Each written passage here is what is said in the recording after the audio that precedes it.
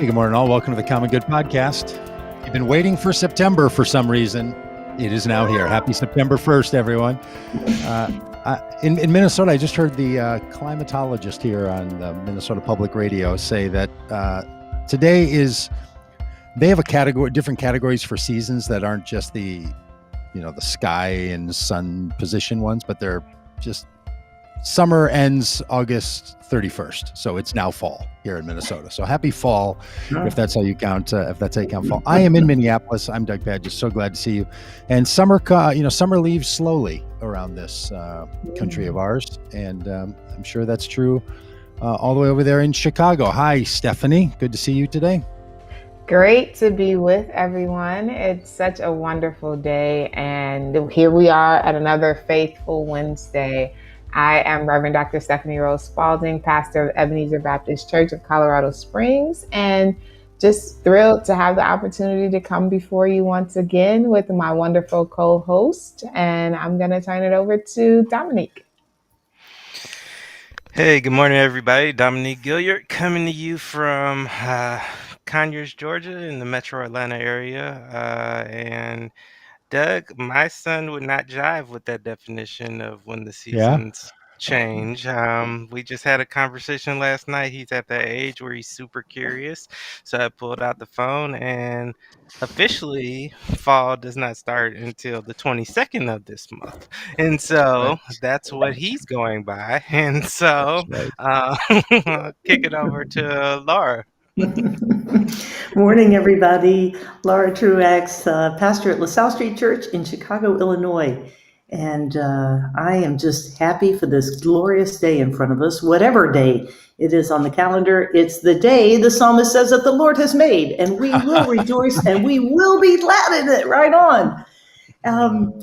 We have got a super cool topic queued up for today, talking about human stories and the stories we tell. And specifically, we're talking about a story that's going to start next week with a bike ride along the southern border to bring awareness and focus to immigration. So meeting the people who live on the border, who are serving others on the border, those who work along the border, talking a little bit about those stories in light of our broader story of our immigration policy and how we treat the other, how we embrace the other or not. And it's all going to be done through some guys who are going to be guys, and I mean, people of all sorts. That's not guys gender-wise. That's just folks, human beings, bicycling. And they're going to be led by our own fearless leader, Doug Padgett. So come on, Doug, give us some goods on this thing.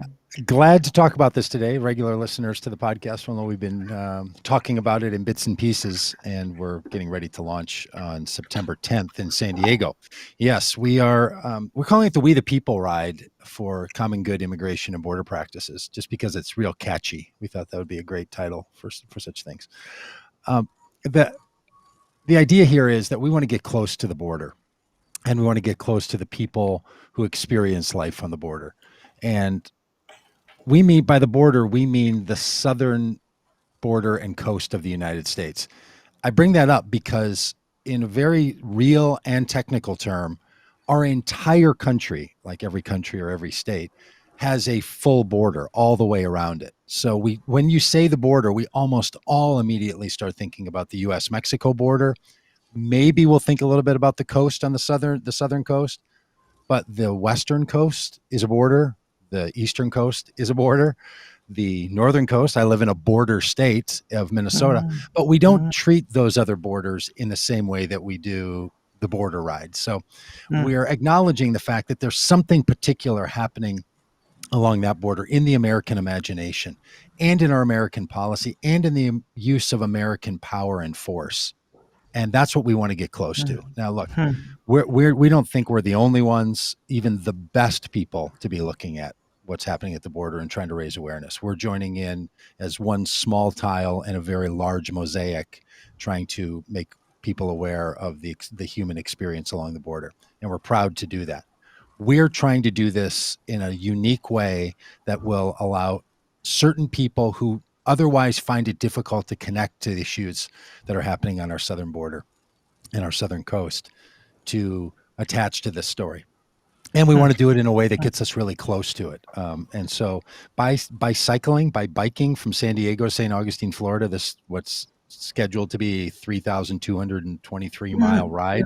Um, part of the reason we're riding is you have to move at a certain pace when you're riding, like it's pretty slow. Like we're going to average like 10 miles an hour, a little faster than walking. So it makes it a little more doable. But it's not driving. It's not flying. Certainly it's trying to get down there and to get close. So it's the pace. You also feel it when you're biking. If any of you bike at all, whether you bike just down the street or ride on a little rental bike, one of those city rentals, or if you're an avid cyclist, you feel the bumps, you feel the air, you feel the soil. You see the sun, like you're bodily engaged in this. And this is one of the things that we're wanting to do with this ride, is to get ourselves into the right place and get ourselves close to what's happening. So Doug, we're trying to tell the story.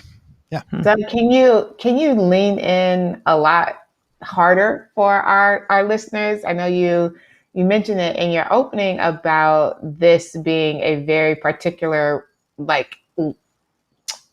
idea or image in the American imagination, right? It is not the northern border. It's not the eastern or western coast or what have you. When we say the border, there is something very particular happening.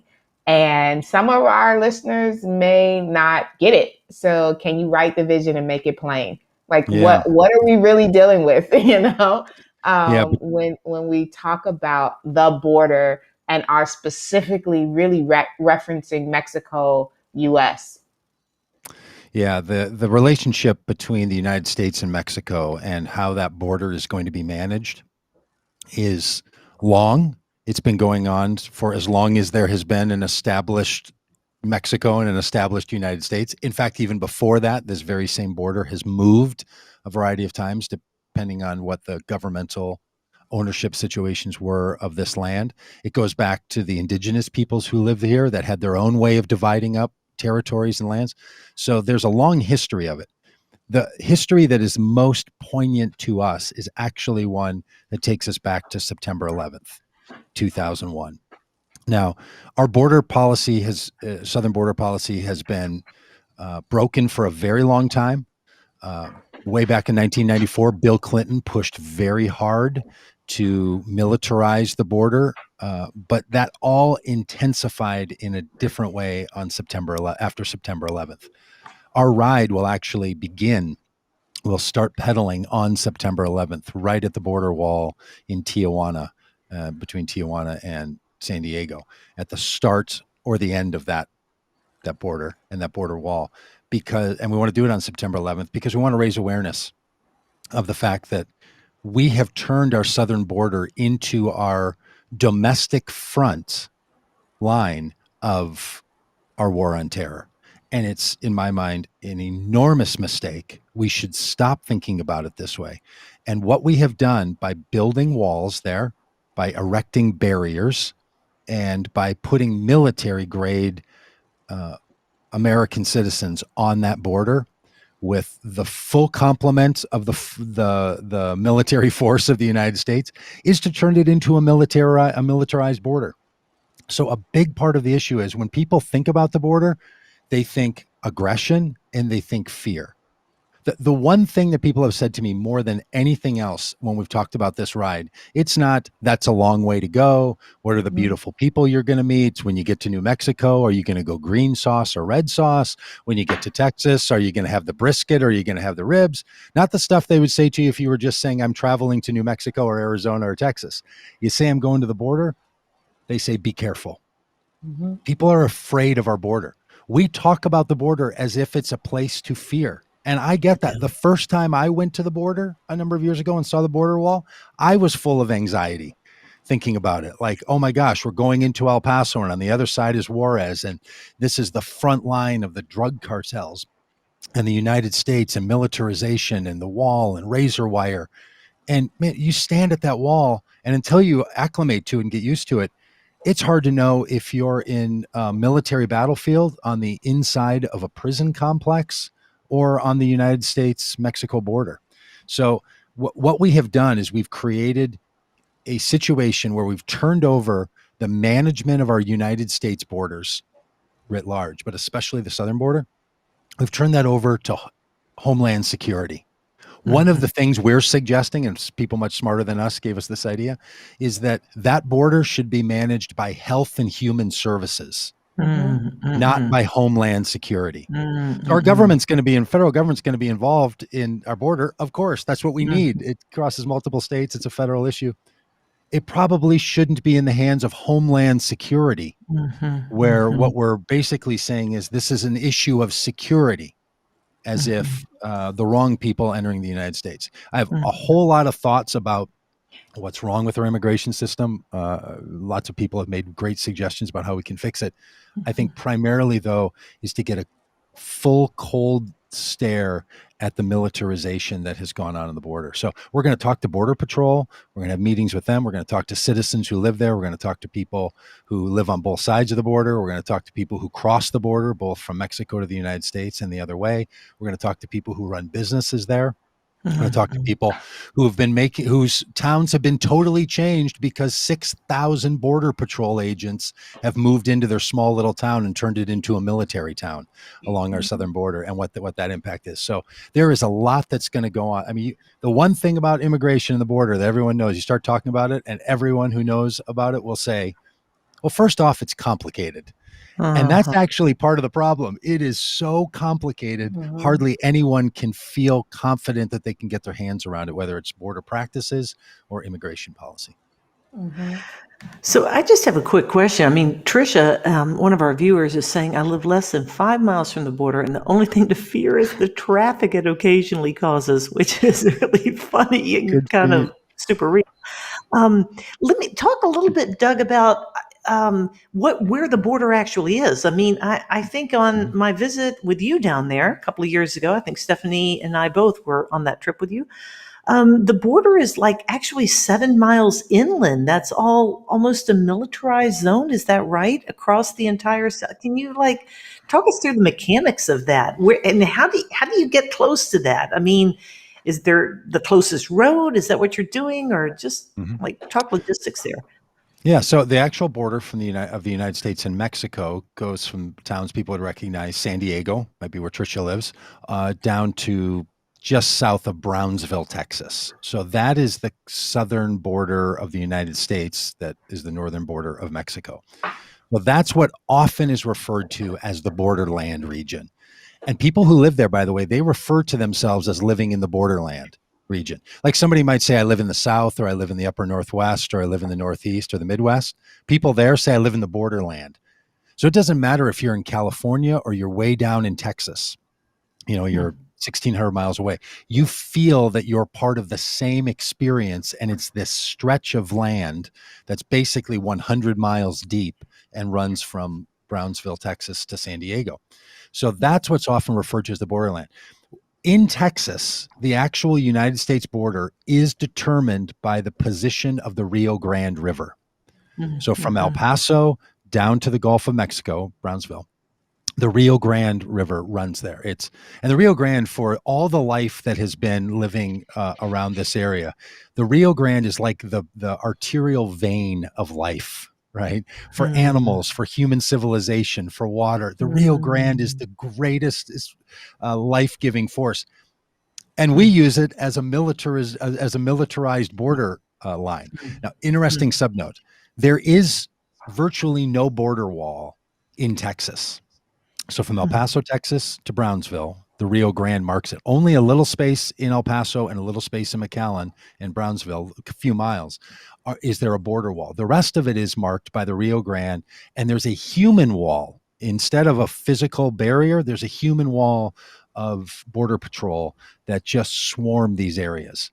I actually don't know which feels more aggressive, the physical barriers or the people. I don't want to cut you off, but I do want to interject, because when people say this is a very complex conversation, it's also a very uninformed and misguided, right? Because the reality is, yes, the border, the physical border itself, and all of these are socially constructed. They're geopolitically constructed. They're all these things, right? Because if you ask the migrating animals where the border stops or where it begins or what have you, they would have a different conversation. For us environmentally, there are like physical things where you're looking at buttes and plateaus and deserts that would say this is a different region from the other. So there's that.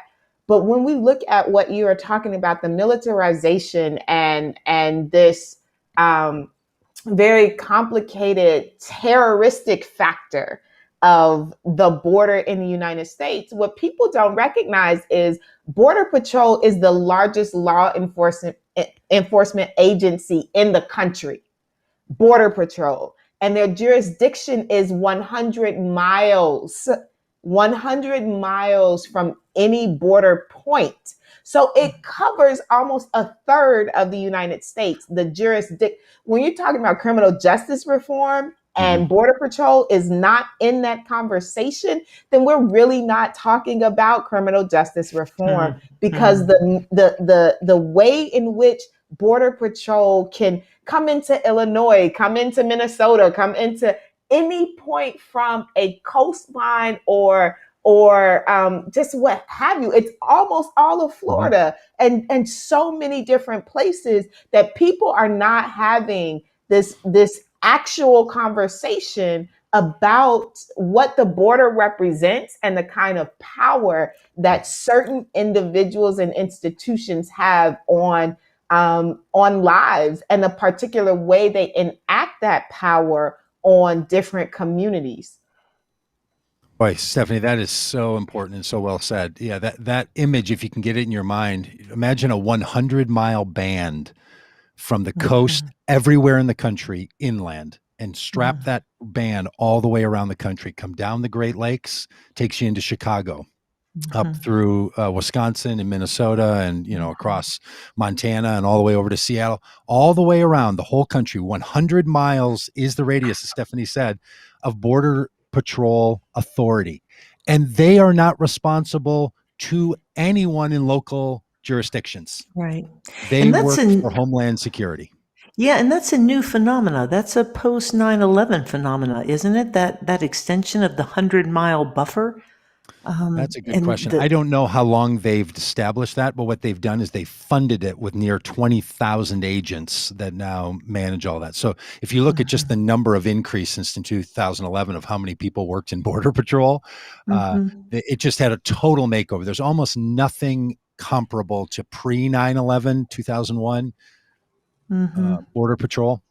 Because Homeland Security didn't even exist. Like when that rearranging happened at the federal level, and Border Patrol got pulled into this and then was federalized at a military level, that's a huge change. So when people say, defund ICE or ban ICE or get rid of Border Patrol, this is what they're referring to, is this power that Stephanie raises so well, that ICE and Border Patrol has, and that they're, to a lot of people's minds, unaccountable to the American citizens because they're perceived as part of the executive branch and and Homeland Security.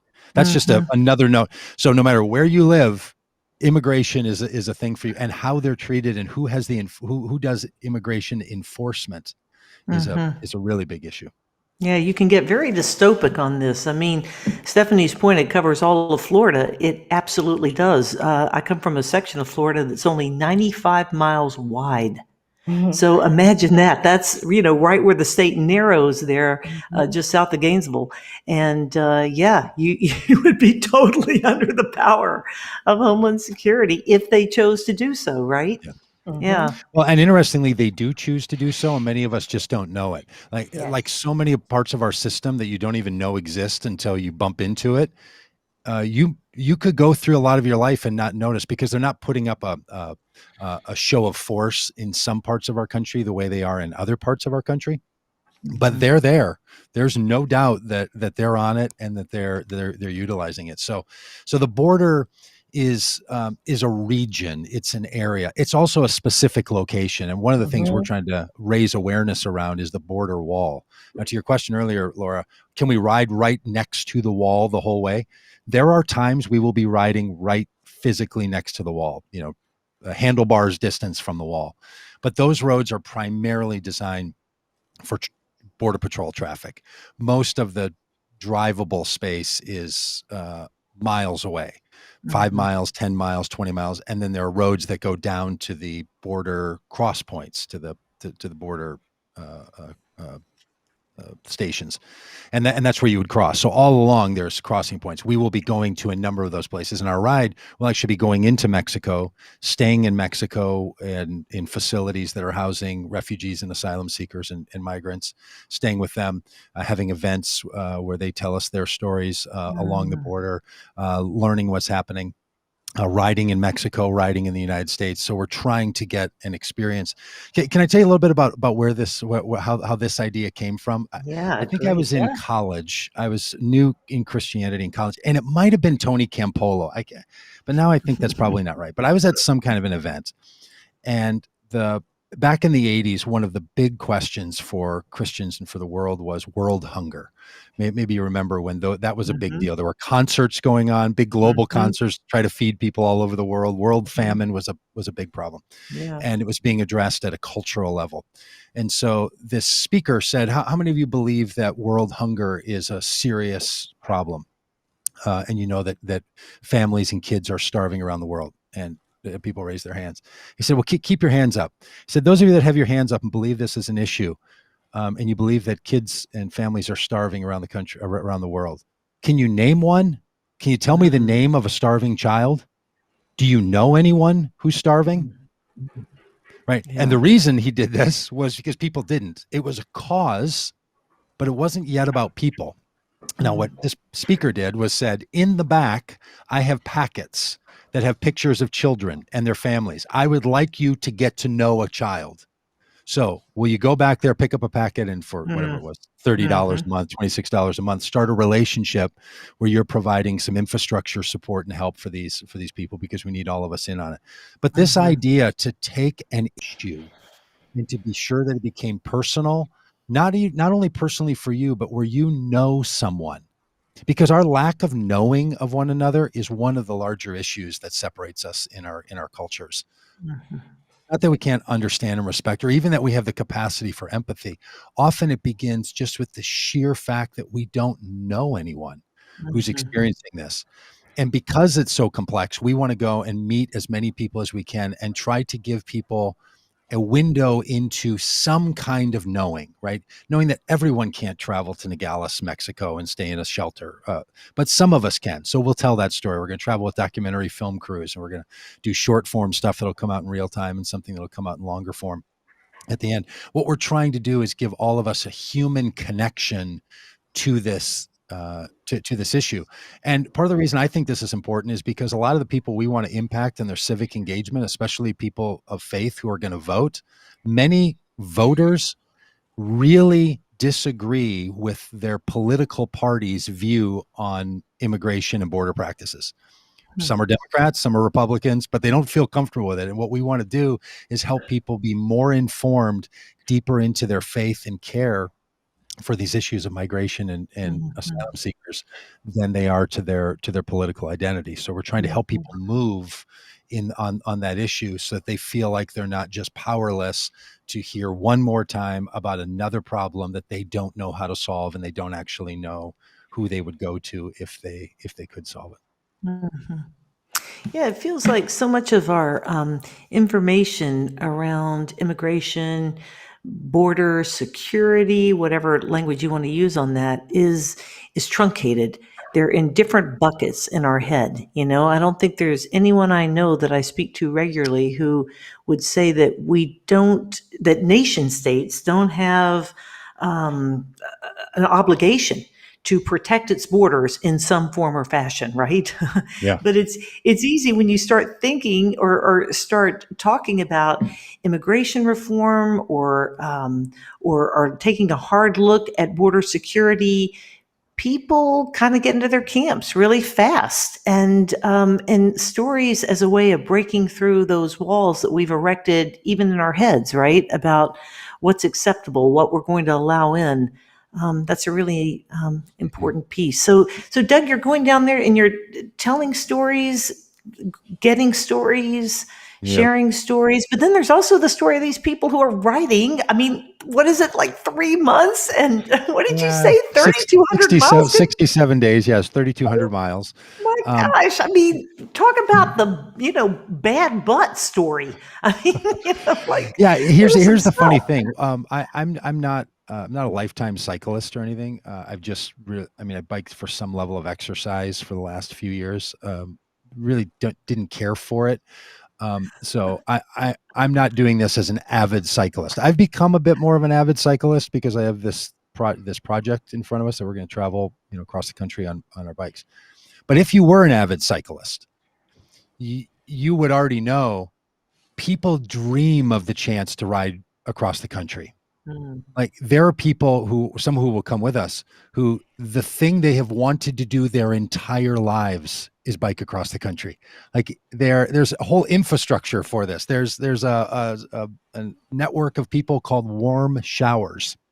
And they're a network of just regular old folks all over the country that take in cross-country bikers, stay at their house, shower. There's a whole network of these people. If you want to be someone who does, we're not using Warm Showers. We're going to travel with an RV and camp and stay in some hostels and so on along the way, because we're traveling with a whole group and it's just more difficult to do this. But the idea of riding across the country to some people feels like this is just unbelievably difficult, and I can't believe anyone would do it. You're making such a sacrifice. And other people are like, you're the luckiest person I know right now that you get to bike across the country.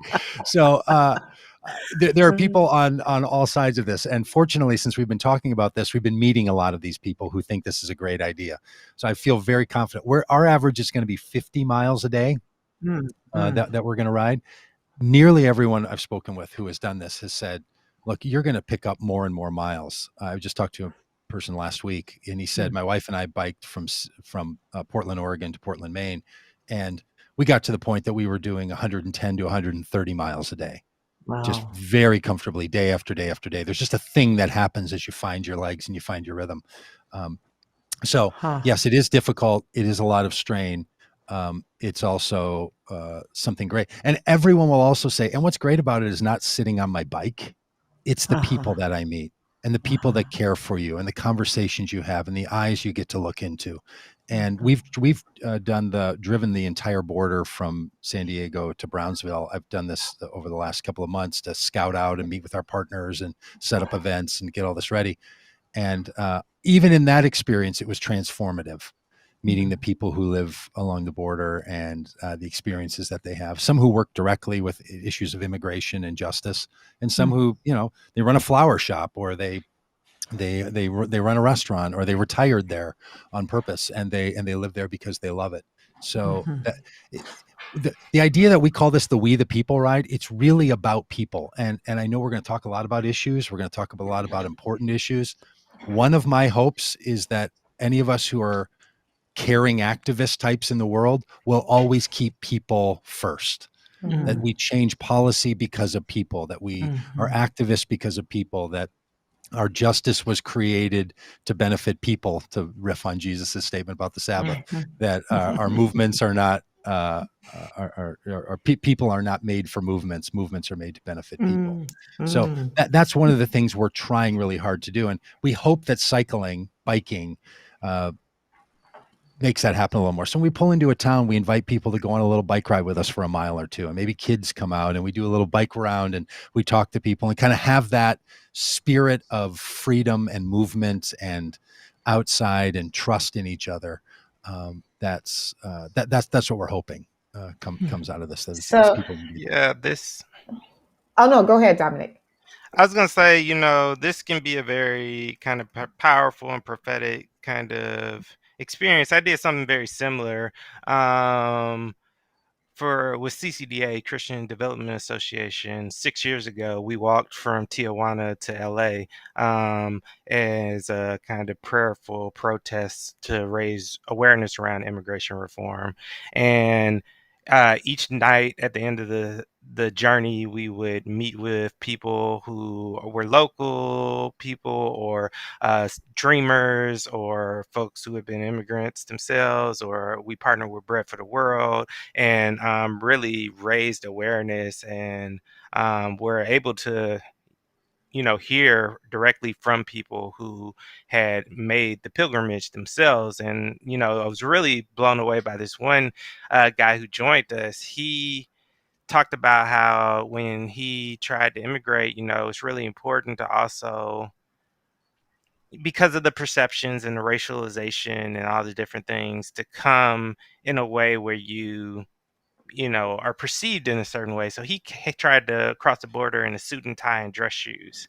And he came and he walked with us to kind of remember what he went through all those years before. And he walked with us all the way from from Tijuana to LA, again in dress shoes. And as somebody who is not used to walking like that, and I had on tennis shoes and I was gonna die, and I just was like, I can't imagine folks who feel the pressure to actually kind of resist societal perceptions and the racialization and the violence of the border in this way. And it was just a prophetic witness to the ways in which so many of us never have to even consider things like that or think about those kind of realities. And so I pray a whole bunch of stories like that come out of this pilgrimage. And I think really being able to hear the pain of folks who live in the shadows, who have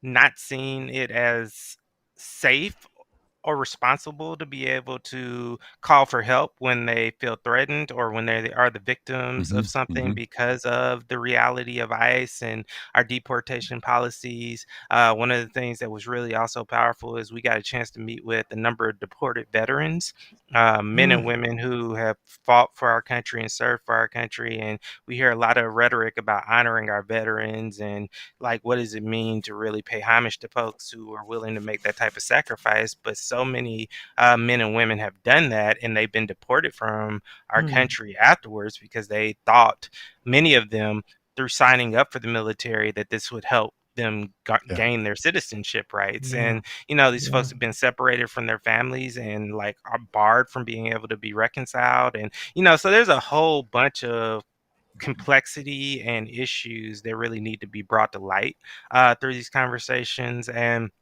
last week, real quickly, we talked about my new book, but in my first book, I talk a lot about how the war on drugs really is paralleled by the war on immigration, and we just haven't coined it as a war on immigration when we look at the earmarked dollars that have been allocated towards ICE and Border Patrol and that kind of funding and all of that, again, a direct response to 9/11. And so I think there is a lot of stuff that needs to be exposed. So I'm really excited for all of the ways in which this the We Ride will allow that to happen for so many people. Joe Biden said yesterday that basically the end of the military action in Afghanistan and pulling of all the military force out brings an end to an era that started with September 11th. That's a very good feeling to me. I hope we end the other military occupation that was driven by September 11th, which is the militarization of our southern border, and that approach. That's also it is definitely a feel good moment, but it's also romanticized historicism, right? Yeah. That September 11th, yes, shifted the way in which this war on terror, has been played out in the United States. But when we are specifically talking about immigration and this border, it's so much further back than September 11th, which the average American doesn't know. and it's rooted in a history of imperialism, late 19th century, 20th century imperialism and racism, the white man's burden, Rudyard Kipling, all of the things in the United States that people think are so disconnected from the moment that we are experiencing right now. And I would encourage, last night I was watching Amend, and the sixth episode of that limited series, docuseries on Netflix, is specifically about the 14th Amendment and its relationship to immigration, Chinese Exclusionary Act, all of the things, right, that particular bodies of people are useful for the labor and the industrialization and capitalism of the United States. And then when their labor is no longer useful for that, then they are expendable. Their lives are expendable. And this is something that is far more insidious and deeply rooted in who we are as a nation than September 11th. So I have to ask the question, because it's also even in the power of this, like we come to this as people of faith and we see it as prophetic, and it is prophetic, but it is also, and how do you all as producers of this moment, of this ride, how do you deal with it's white people doing white people stuff? Like, how do you deal with the reality of that in this process of even constructing a bike ride, right? Because BIPOC people who know this narrative of who's othered and citizenship and relationship to the United States might look at this and say, yep, white people doing white people stuff. Yeah, no, I get it. Yeah, we think a lot about that. Thanks for raising that. And I'm a white guy, so I'm going to do what I can do. And if that feels to people like that's a white guy thing, I get that. I know there's a lot of people in this country who want and need access to understanding what's happening at the border. Like all of us, they're going to move. They're going to try to listen to trusted voices in their lives, and all of us then try to extend our networks, I hope, to include more people that we trust than somebody else might know to trust, and through that we end up with a web of a network of trust that starts to expand for people. So yeah, that's a reality. And also, Stephanie, I mean, this is one of the things that causes a lot of people to freeze, right? They just say like, well, I don't know what I can do. I don't know if it'll do any good. And I don't know if it's my thing to do something about.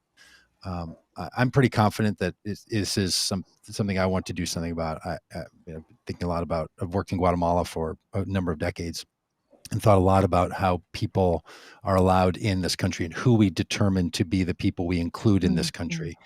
And the we the people narrative is an important one. And this lens of trying to ask this question of that we've been asking from the beginning, as you say so well, who is the we, when the preamble to the Constitution says we the people in order to form a more perfect union and to establish peace and domestic tranquility? Who's included in the we? We know that we hasn't always included everyone. By design, it didn't include everyone. So can we move to it including more and more and more people? And whose work is that? This is a really big question. And one of the answers is that dominant culture peoples, of which I would be included, it's not your business to fix that. And other people say, you people need to get busy fixing what you can fix, everybody. So if you're a dominant culture, you need to fix it, and everybody else needs to fix their piece. This is really at the root of one of the deep questions about who's responsible for what and who is responsible to whom. This is what we're trying to raise in this story. Now, this particular approach, our organization, Vote Common Good, does lots of tours like this. Sometimes we're traveling with a message like, hey, faith voters, make faith, hope, and love your criteria on voting day. We have a message for you. This particular tour is, there are people who live along this border and are experiencing the border or live near the coast. They have a story that they want to tell and they're trying to tell, and we want to hear that story. So this is a story listening experience for us that then we want to tell to other people about what it is that we heard and what it is that we saw. What we're not doing on this is traveling with a set of solutions. We have a notion for what we think the common good should be, and we're asking people to tell us what they know. So one of our questions we'll use every time we're with people is, what do you know that you wish other people would know? And are you willing to let us know what it is that you know? So that's a particular approach that we're trying to take. And it's really hard and it's really difficult, right? Yes. To do it. Like whose border is it is a really big question. Is it only the people that live closest to the border? Is it only theirs? And all of the rest of us say, hey, I don't live in the borderlands. It's not my thing. That's why a lot of us deal with this. Look, every time immigration comes up, large portions of people who pay attention to the other work we do just go away. People don't care. And I'm not saying they don't care because they're heartless. It's not something that captures their heart and attention.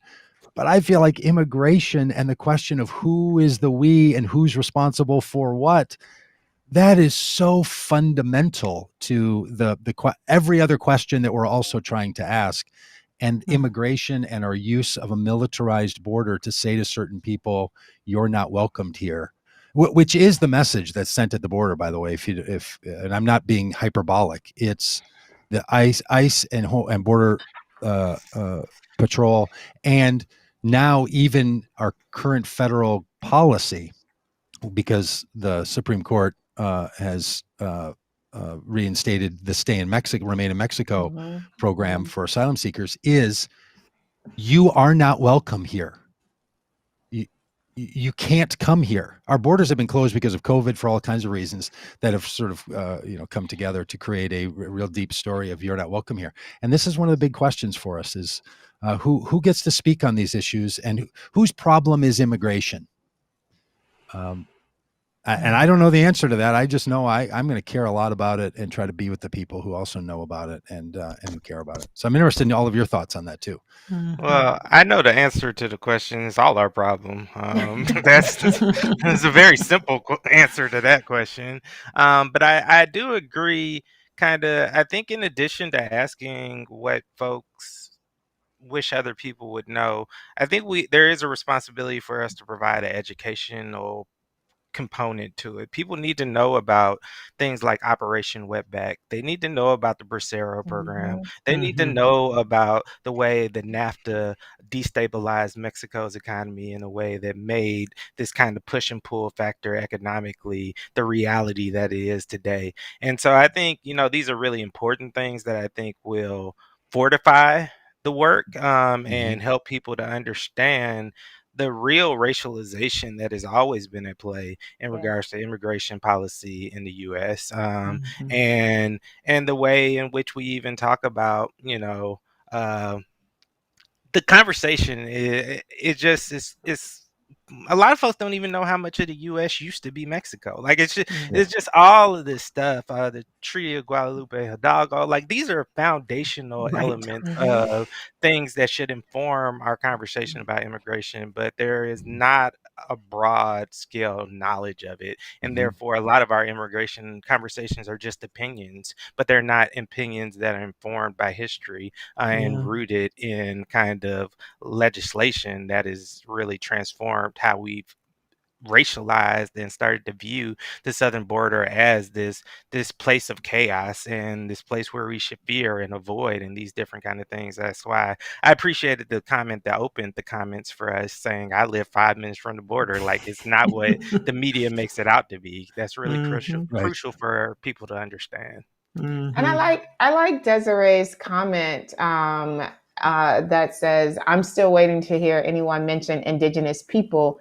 Interesting to come into a conversation about we and like and to a large degree, this is absolutely part of the complexity and the problem, right? That we are talking about immigration, which is situated in the articulation of nation states and not human migration, which is beyond the power of nation states and geopolitical borders, right? Like colonization and so much, because the reality is human beings are migrant beings, right?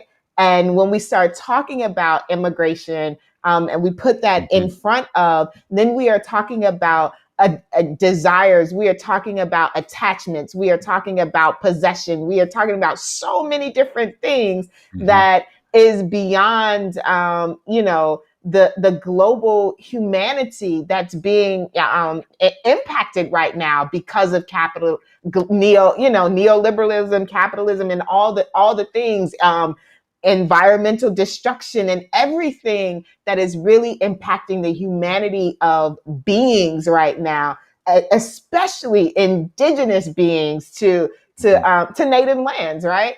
So it's such a rich conversation that, to Dominique's point, all of us need to be having. Yeah.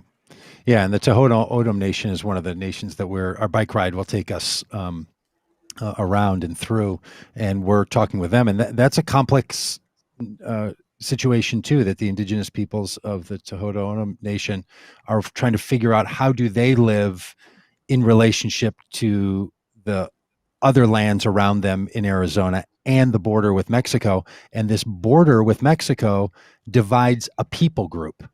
The Tohono O'odham Nation stretches deep into Mexico and deep into the United States. And then there's this line that rends them and splits them apart. And this just starts to add to all the very important complexities of who are the people that we're supposed to be talking about in this. And Desiree's a really perceptive question of who's the we and the we the people. Yeah, it's always the question, is there someone else that's not included? And we have to keep our conversations going and keep our conversations moving on this. Part of the reason I felt that this was important in this political season is there were a lot of people who felt like after the Trump administration and the horrible way that they treated our immigration system and border patrol and utilized it as a military force in a whole new way. They think that when that administration is now gone, that a lot of those problems have been solved. You don't hear about kids in cages anymore, so maybe things aren't as bad as they used to be.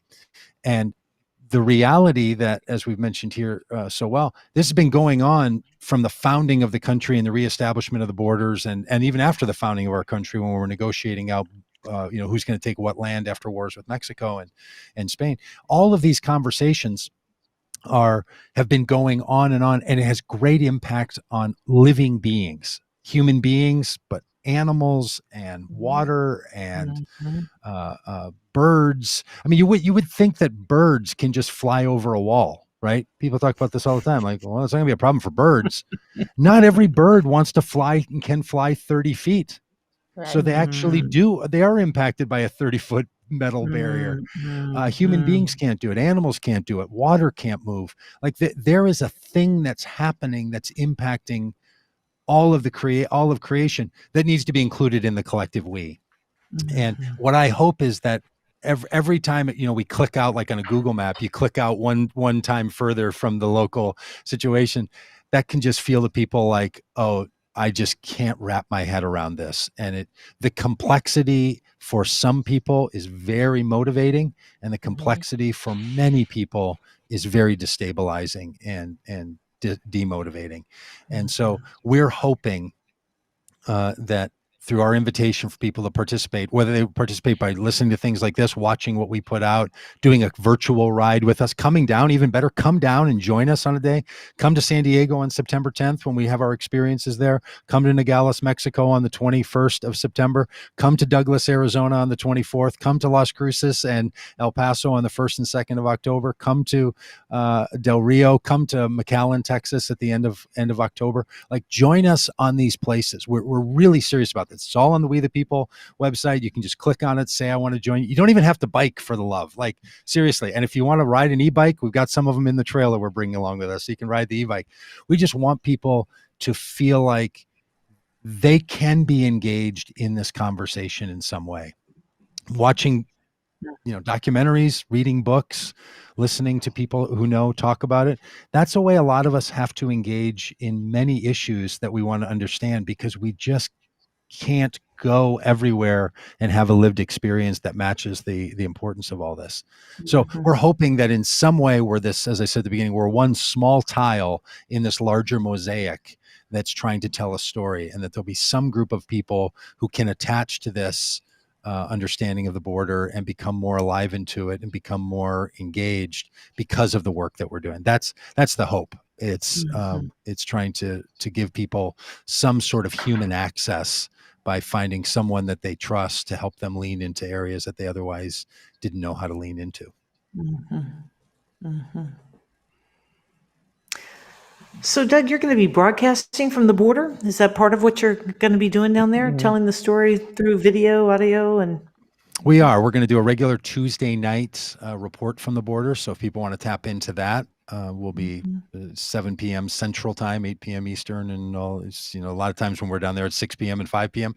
on Tuesday nights, we'll be doing a report. We'll be putting out daily video and written stories of the people that we're meeting, and then we're also producing a long form documentary, award-winning documentary crew called Split Focus Films is going to be traveling with us and producing a film that'll come out in late 2022 or 2023 as a documentary about the people that we meet along this ride. So yeah, we're taking the storytelling, the story listening, and then the story repeating work as seriously as we can. There's also another invitation point. If any of you know people that we should be connecting with, please tell us. We've talked a lot about moving from San Diego to Brownsville. We're also going to go from Brownsville to St. Augustine, Florida, along the coast. Part of the reason we're choosing to also bike not just the United States-Mexico border is that our immigration and border practices are not only on that portion of our border. Actually impacts the entire country. And there are many other ports of entry and many other issues related to immigration and to who the we is in the we of this country that are not impacted only by the management and the militarization of that border. So the second part of our ride, basically the second half, is going to be around all the other issues that we learn about and hear about as we travel along the coast. You may have been noticing, because of the damage reports that are coming out of Hurricane Ida, that there are a number of communities that live along the coast. Many of those communities are actually immigrant communities from decades ago. So the largest Vietnamese community in America lives in Louisiana, and we obviously know about people, French-speaking peoples in the areas along the coast, and many of those people come from Haiti and have immigrated. So, and then of course, what's going on in Florida with people from Cuba and people from all over the country who are impacted and live along this coast. And we're also going to take that as an opportunity to hear the stories from around the country of the other coastal points. So, and we want to go coast to coast because we really do think this is an issue for all of our country. The one thing that a number of our partners have said to us when we've been talking about working with them and meeting with them, they said, hey, if you could communicate this to your people, the immigration issues that we're dealing with in the borderlands, they are also in your town. Yes. Every one of your towns. This is not just a borderlands issue. This is not a regional circumstance. This is being repeated in almost fractal-like fashion all over the country. The same fears, the same opportunities, the same limitations are being presented to people across the country in towns everywhere. So please help people to understand that. And that's something that we want to do. So we're inviting people on October 17th and 18th to host their own ride in their own town with whomever they can get together in a bike ride to raise awareness around this. And we're inviting people to self-organize that and share the stories that they're riding with people. And if they're putting something together, to share that in our same social streams so that we start to hear this sort of resounding narrative from all over the country that the solutions that we need are already in the people that are accessible to us. As Jim said earlier in the comments, if you eat, then you are connected to an issue as it relates to immigration. Seriously, if you are eating food, then you are connected to an issue related to immigration. Yeah. You know, that reminds me, I appreciate Jim's comment there. On Labor Day, you know, we're going to celebrate Labor Day on Monday. And I know on our podcast, we're going to talk about that next week. But I was rereading some of the stuff from Cesar Chavez, the great organizer of the United Farm Workers. And he has this address. I'm just going to read a couple of sentences from this. It's an address he made in 1984. He dies a few years after that. Talking about the valley, the Sodesta Valley, Salinas Valley, Fresno, Bakersville. He says, these communities 20 or 30 years from now will be dominated by farm workers and not by growers. by the children and grandchildren of farm workers and not by the children and grandchildren of growers. The day will come when we, speaking of him, speaking of the workers, we will win the economic and political rewards which are keeping with our numbers in society. The day will come when the politicians do the right thing by our people out of political necessity and not out of charity or idealism. That day may not come this year. That day may not come during this decade, but it will come someday.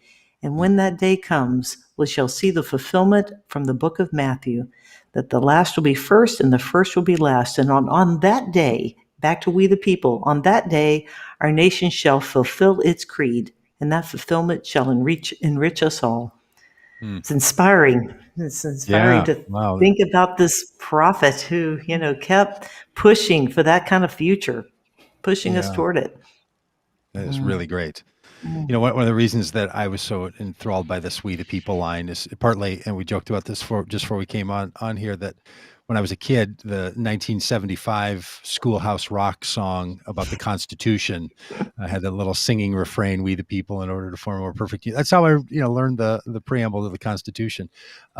So I've known that that's the United States narrative for how we want to form ourselves in this imperfect union, to continue to expand the we of we the people and to be a self-governed country. But it's also we the people as a narrative in Christian communities. And one of the peoples we want to invite into this are Christian people, to think about our own border the way we think about other immigration or other needs around the world. Like, I know a lot of people who are very comfortable going to Honduras, El Salvador, Guatemala, and doing work projects and helping with water and building infrastructure and building homes and funding schools and dealing with poverty. And they spend a lot of time and effort. And then as soon as they hear that some people from those same countries want to come live in this country, they start to chant, "Build the wall." Right. And that's confusing, right, to a lot of people's hope and faith. And in the Christian community, the word liturgy means the work of the people. And so the question of who is the we and what is the work we're doing is both a national question, and for Christian communities, it's also a faith community question. Who's the we that we include in this? Those that are in the rooms with us, those that are in our hearts, those that we include when we think about the world, those whose teachings we take in. Who's the we in the we the people?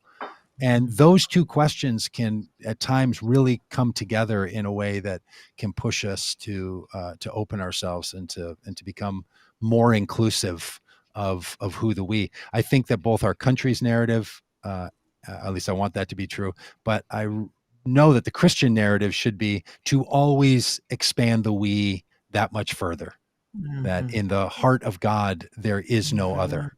And then in our communities, there can be no other. We cannot otherize and leave some out and some that are in.